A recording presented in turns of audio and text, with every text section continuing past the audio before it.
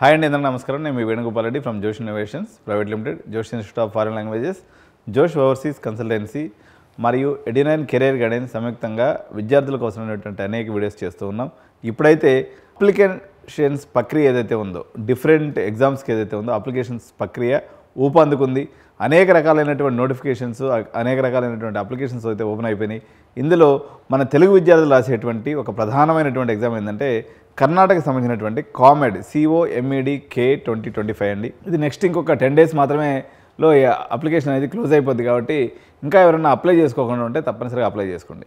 ఈరోజు ఈ COMED K యొక్క ప్రాశస్త్యం, ఎవరైతే క్వాలిటీ ప్లేస్మెంట్స్ కోసం చూస్తారో, state of the art infrastructure college కోసం చూస్తారో, వైబ్రెంట్ క్యాంపస్ లైఫ్ కోసం చూస్తారో, వీళ్ళకైతే ఈ యొక్క టాప్ 20 కాలేజ్ యొక్క వీడియో తప్పనిసరిగా చూడండి.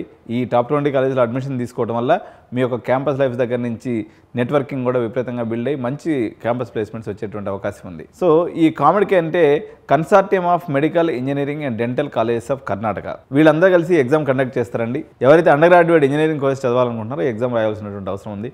దీని అంబ్రెల్లా కింద 190 ఇన్స్టిట్యూషన్స్ ఉన్నాయి. సో ఈ 190 ఇన్స్టిట్యూషన్స్ కలిసి ఈ ఎగ్జామ్స్ అనేది కండక్ట్ చేస్తూ ఉంటాయి అన్నమాట. సో ఈ టాప్ 20 కాలేజెస్ మనం చూద్దాము, ఎటువంటి ప్లేస్మెంట్స్ ఉన్నాయి, ఎటువంటి ఫ్యాకల్టీ ఉంది, ఓవరాల్ స్టూడెంట్ సాటిస్ఫాక్షన్ ఎలా ఉంది అనే బేసిస్ మీద మనం ఈ యొక్క కాలేజ్ లిస్ట్ అయితే తీసుకోవడం జరిగింది. సో ఇంజనీరింగ్ అంటే ఇది రైట్ ఇంజనీరింగ్ కాలేజ్ చూజ్ చేసుకోవడం ఏదైతే ఉందో మీ యొక్క కెరియర్ ట్రెజెక్టరీలో ఒక ఇంపార్టెంట్ ఫ్యాక్టర్ అండి. మీకు ర్యాంక్ అనే కాదు, దీంట్లో అదొకటే కాదు, ఆపర్చునిటీస్ అనుకోండి, రిసోర్సెస్ అనుకోండి, నెట్వర్క్స్ అనుకోండి, ఈ ఇన్స్టిట్యూషన్స్కి ఏదైతే ఉందో వాటన్నిటిని కూడా మీరు ఉపయోగించుకొని మీ ఆశల పల్లకిని ఎక్కడానికి ఇది ఉపయోగపడతాయి. సో ఈరోజు మనం పూర్తిగా డీటెయిల్గా చెక్ చేసేద్దాం. ఈ కాలేజీలో ఎటువంటి ఇండస్ట్రీ కనెక్షన్స్ ఉన్నాయి, రీసెర్చ్ ఫెసిలిటీస్ ఉన్నాయి, మంచి క్యాంపస్ లైఫ్ ఎక్కడెక్కడ ఉంది. సో మన లిస్టులో మొట్టమొదటిసారిగా మనం తీసుకోవాల్సినటువంటి నెంబర్ 1 ఇంజనీరింగ్ కాలేజీ, అదేవిధంగా అక్కడ ఓల్డెస్ట్ కాలేజ్ అయినటువంటి RV కాలేజ్ ఆఫ్ ఇంజనీరింగ్ అండి. దీంట్లో మంచి placement record, renowned faculty, state of the art facility అండి. మీరు బ్రాంచ్తో సంబంధం లేకుండా ఈవెన్ మెకానికల్ బ్రాంచ్ తీసుకున్నా కూడా ఇక్కడ మంచి ఫెసిలిటీస్ అనేది ఇవ్వడం జరుగుతుంది. కాబట్టి వీళ్ళు రీసెంట్ కాలంలో వీళ్ళు ఇక్కడ మన కాలేజీలో చేరదలుచుకుంటే మాత్రం దగ్గర 70 లక్షల రూపాయలు ఖర్చు వస్తుంది. కాబట్టి ఇక్కడ యూనివర్సిటీ కూడా ఇంకా మరింత అప్డేటెడ్ ఇన్నోవేషన్తో యూనివర్సిటీ కూడా రావడం జరిగింది. ఈ యూనివర్సిటీ కనైతే మీకు అరౌండ్ 42 లక్షల్లో 12, 10, 10, 10 అటగానే వేసుకుంటే 42 లక్షల్లో మీకు యూనివర్సిటీ అనేది అయిపోతుంది. కాబట్టి మీరు ఆ బడ్జెట్ వరకు ఉన్నటువంటి వాళ్ళు ఇప్పుడు ఉదాహరణకి CBIT కాలేజీ, లేకపోతే మన వాసవి, లేకపోతే VNR కాలేజ్ చూసేటువంటి వాళ్ళు కంపారిటివ్లీ దీని యొక్క ఇన్ఫ్రాస్ట్రక్చర్ అనుకోండి, దీని యొక్క కెపాసిటీ అనేది ఎక్కువ అండి. వీళ్ళకి ఇండస్ట్రీ కనెక్షన్స్ కూడా ఎక్కువ ఉన్నాయి. ఎందుకంటే వీళ్ళ దగ్గర డబ్బులు ఎక్కువ ఉన్నాయండి, ఎక్కువ వస్తుంది వీళ్ళకి. అందుకని ఈవెన్ మన CBIT లాంటి వాళ్ళు ఎంతైనా పెర్ఫామ్ చేయదలుచుకున్న వాళ్ళకు ఉన్నటువంటి లిమిటెడ్ ఫైనాన్షియల్ రిసోర్సెస్ వల్ల చేయలేకపోతున్నారు. సో వేరేజ్ పెస్ యూనివర్సిటీ తీసుకున్నప్పుడు దీనికి ఒక ప్రత్యేకత ఉందండి.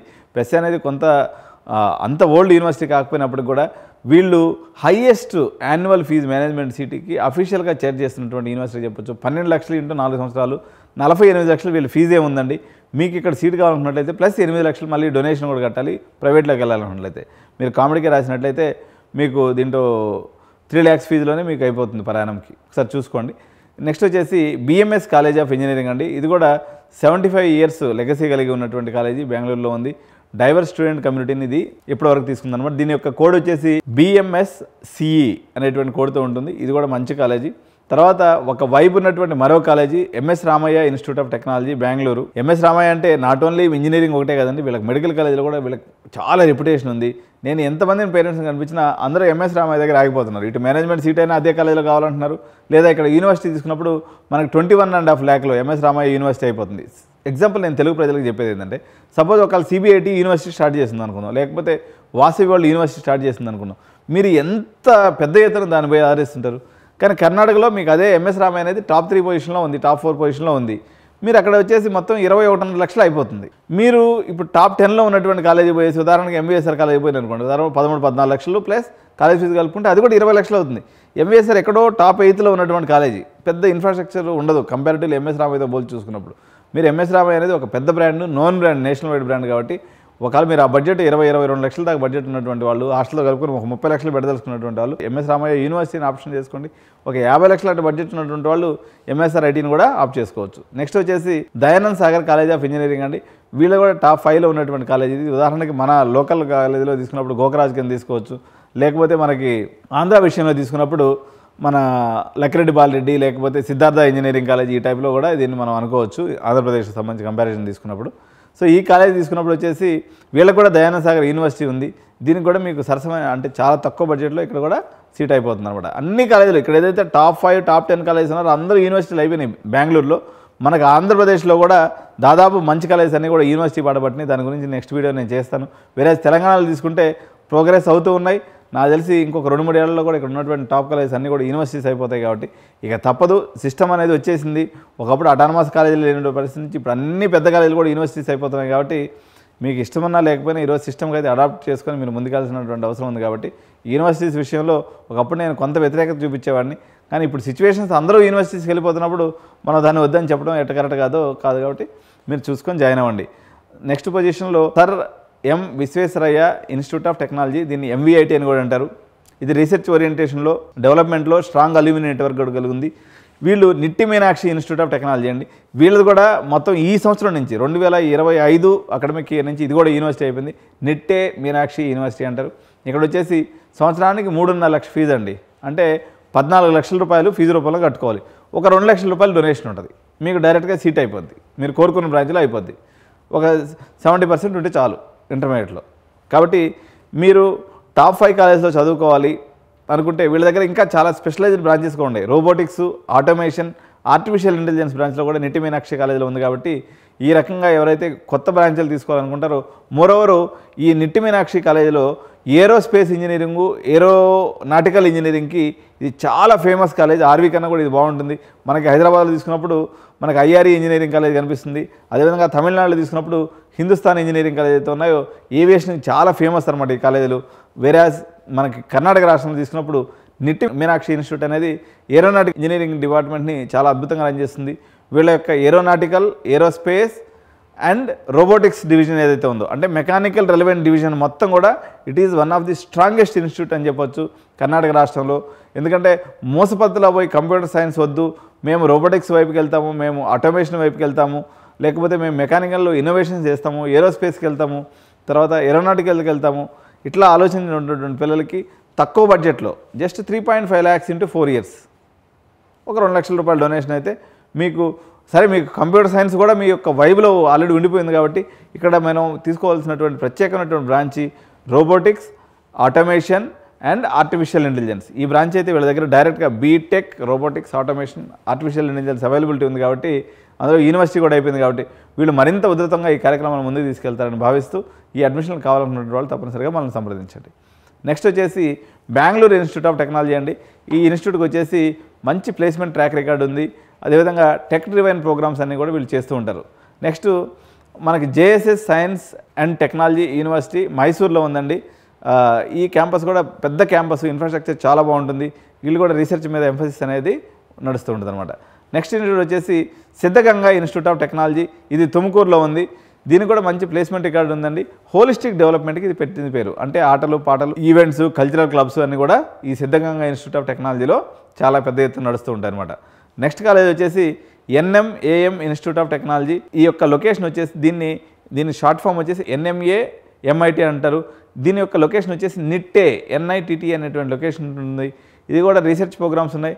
చాలా పెద్ద ఎత్తున ఇంటర్నేషనల్ యూనివర్సిటీస్తో కొలాబరేషన్ పెట్టుకున్నటువంటి యూనివర్సిటీగా చెప్పొచ్చు. ఎందుకంటే వీళ్ళ దగ్గర 2+2 ప్రోగ్రామ్స్ చాలా అవైలబిలిటీ ఉన్నాయన్నమాట. తర్వాత యూనివర్సిటీకి వచ్చేసి ఆచార్య ఇన్స్టిట్యూట్ ఆఫ్ టెక్నాలజీ. ఇది యాక్చువల్గా మన తెలుగు వాళ్ళది. బెంగళూరులో పెద్ద క్యాంపస్, దగ్గర 400 ఎకరాల ఉన్నట్టుంది క్యాంపస్. నేను ఒకసారి విజిట్ చేసిన, ఎంత చూస్తున్నా సాయంత్రం దాకా జరిపింది క్యాంపస్ చూడడం. సో ఇక్కడ డైవర్స్ ఇంజనీరింగ్ ప్రోగ్రామ్స్తో పాటు MBAలు, BBAలు, డిగ్రీలు లేదంటూ లేదు. ఓకేనా. ఆచార్య అని మన తెలుగు వాళ్ళదే. ఇక్కడ కూడా మంచి ఇన్ఫ్రాస్ట్రక్చర్ అయితే క్యాంపస్ అయితే వైబ్రెంట్ ఉంటుంది. మనకు తెలుగు ఫుడ్ అయితే అద్భుతంగా దొరుకుతుంది. వేరేస్ అలయన్స్ యూనివర్సిటీ అండి.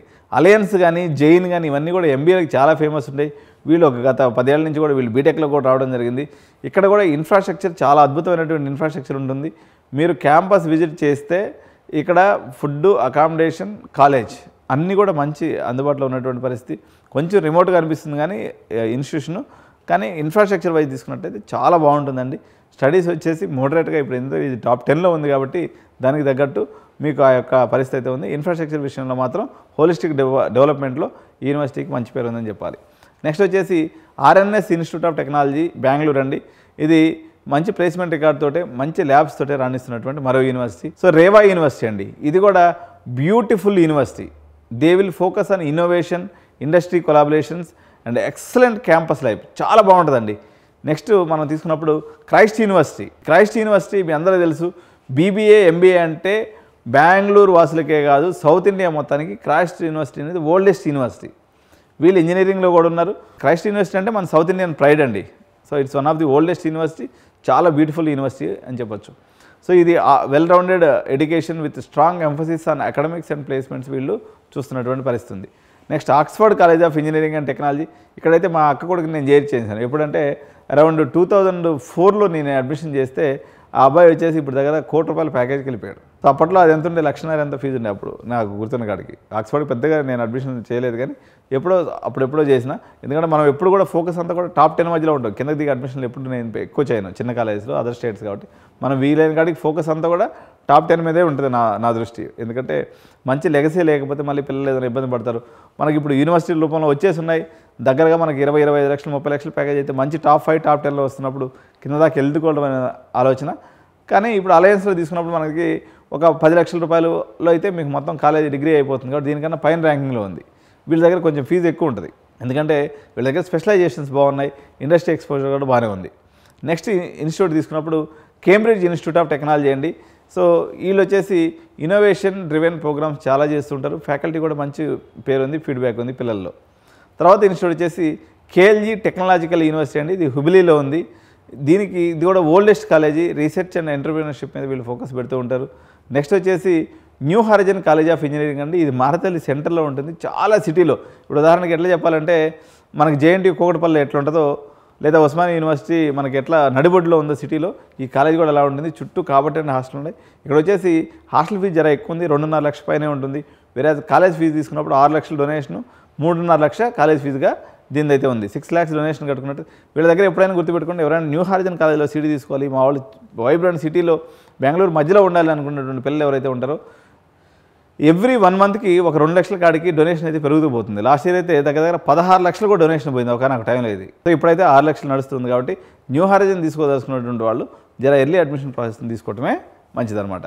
సో మీరు అందరూ కూడా కామెడీకి మంచిగా ప్రిపేర్ కావాలని చెప్పేసి కామెడీకి అప్లికేషన్ ఎవరైతే రాసేటప్పుడు మనకి 2 ఉంటాయండి యూనివర్సిటీస్. మొత్తం ₹3,200 అయితే కామెడీకి ఫీజు కట్టాలి. ఇప్పుడు అందరూ కూడా 3,200 ఆప్ట్ చేసేసుకోండి. అప్పుడు అన్ని యూనివర్సిటీస్ దాని కింద వచ్చేస్తాయి. అది 2 దగ్గర కన్ఫ్యూజన్ ఉంది ఆ ఒక్క విషయంలో. ఎవరైతే కామెడీకి సంబంధించి ఏదైనా ఎర్రర్స్ చేసి ఉంటారో వాళ్ళకి April 11th ఏమో విండో ఓపెన్ అవుతుందండి. ఆ డేట్లో మేము మళ్ళీ ఒకసారి వీడియో చేస్తాను. ఏదైనా ఎర్రర్స్ ఉంటే దాన్ని కరెక్ట్ చేసుకోవచ్చు. వరీ కావాల్సిన అవసరం లేదు. హ్యాపీగా అప్లికేషన్ అయిపోయింది, అమౌంట్ కట్టేసింది కాబట్టి నిదానంగా ఉండండి. కరెక్షన్ విండో ఓపెన్ అయినప్పుడు మనం మళ్ళీ ఒకసారి ఇన్ఫామ్ చేస్తాం. దాని ప్రకారంగా మీరు అప్లికేషన్ ప్రాసెస్ని ముందుకు తీసుకెళ్ళచ్చు. కాబట్టి టీఎస్ ఎంసెట్, ఏపీ ఎంసెట్ రాసేటువంటి ప్రతి విద్యార్థి డబ్బులు ఎవరైతే పెట్టుకోగలరో, దీని యొక్క ఫీ స్ట్రక్చర్ వచ్చేసి 1,75,000 నుంచి 2.5-3 లక్షల వరకు ఉంటుంది.